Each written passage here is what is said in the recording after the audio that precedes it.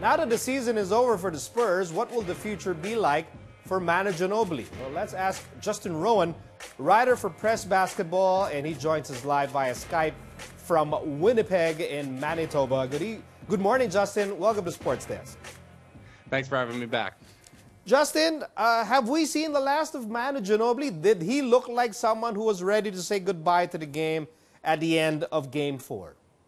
Selfishly, I hope that we haven't seen the last of Ginobili. He's someone that's endeared himself to fans throughout his entire career. He's got it done on every level, as you said.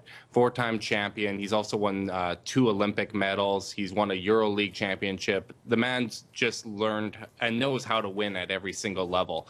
I don't know if this will be the end with the Spurs fizzling out the way that they did and a rebuild kind of to some extent looking like it's on the horizon. I think it might be time where he feels he's comfortable walking away from the game. But he really does still have a lot that he can bring to a team, especially from a leadership standpoint. So for that reason, I really hope that we do get at least one more year of him. During the post-game press conference, Manu jokingly telling the media, are you guys forcing me out? Are you guys forcing me to retire? And it's funny because Manu has not given any sign, has not provided any sort of signal that he was going to call it quits. So where is this sort of idea that this could be the farewell season of Manu? Where did this come from? I think it's just a continuation of what happened last year with Tim Duncan. It seems like that era of Spurs basketball is coming to a close. And as I mentioned before, with the way that the Spurs lost and really looking outclassed by the Warriors, of course, the Kawhi Leonard injury was a big factor in that.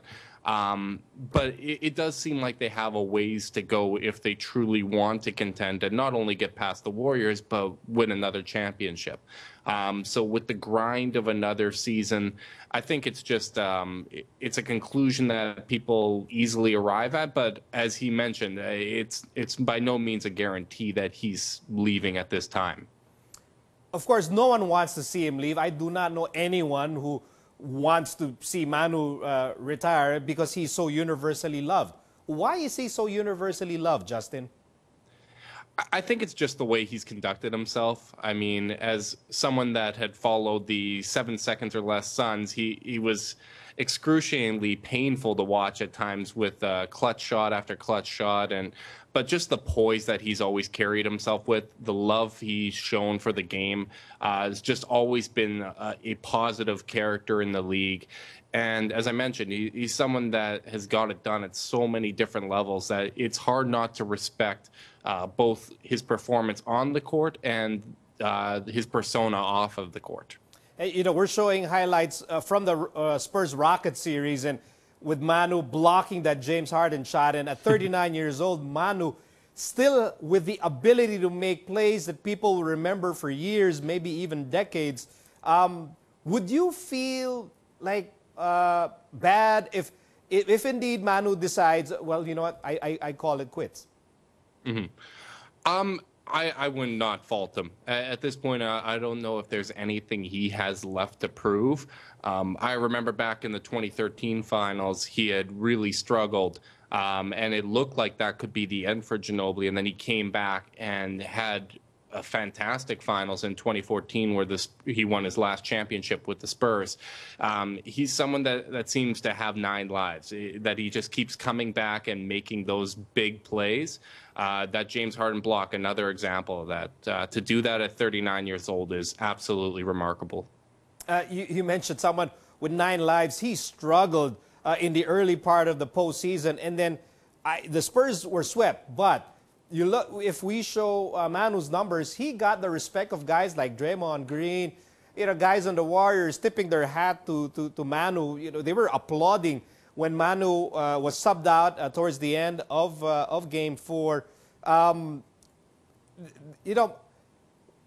will players react to Manu, the possibility that Manu could retire at the end of the season? I think there's going to be a lot of respect, admiration shown from around the league, especially guys that have been around for a little bit longer.